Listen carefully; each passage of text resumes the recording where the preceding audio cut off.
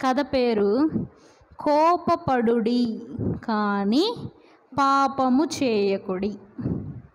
Story name ఏంటి? కోపపడమనా పడద్దనా? కోపపడాలా పడకూడదు? అసలు పడచ్చా? కోపపడచ్చా? కోపం ఎందుకు వచ్చిద్ది?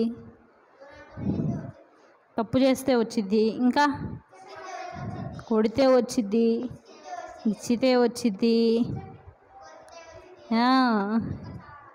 చాలా సందర్భాల్లో వచ్చింది.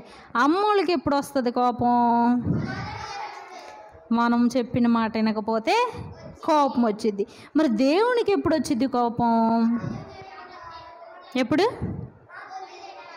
ప్రార్థన చేయకుండా ఉంటే కోపం వచ్చింది. ఇంకా